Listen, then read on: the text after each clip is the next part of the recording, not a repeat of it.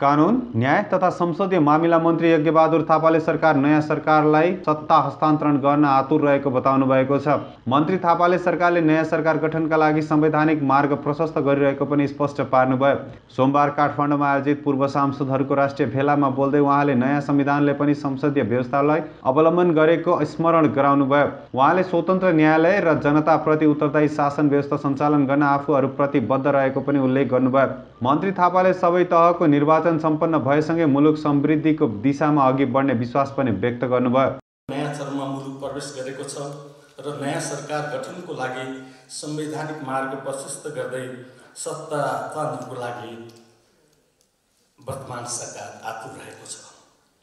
आजको 21औं शताब्दीमा प्रतिस्पर्धात्मक बहुदलीय लोकतन्त्रका विकल्पमा अर्को कुनै व्यवस्था भेटिएको छैन र त्यसमा पनि लोकतान्त्रिक व्यवस्था भएका मुलुकमा संसदीय शासन प्रणालीलाई विश्वमै उत्कृष्ट राजनैतिक प्रणाली मानिन्छ।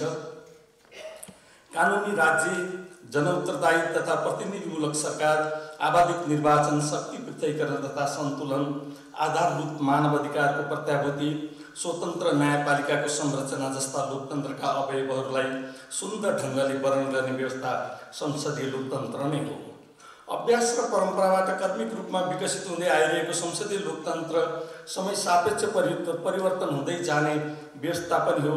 हिजो हामीले अभ्यास गरेको संसदीय परम्पराका कतिपय विषयहरूलाई वर्तमान संविधानले फरक रूपमा लिँदै कतिपय नयाँ विशेषताहरू अवलम्बन गरेको प्रसङ्ग स्मरणीय छ। शासन प्रणाली सम्बन्धी विवादको निराकरण गर्दै वर्तमान संविधानले संसदीय लोकतन्त्रलाई निर्णयता दिएको सन्दर्भमा संसदीय लोकतन्त्रका आधारभूत मूल्य र मान्यताहरूको परिधिमा त्यसको रचनात्मक अभ्यास र मुलुकको समृद्धिका लागि उपयोग नै आजको आवश्यकता हो।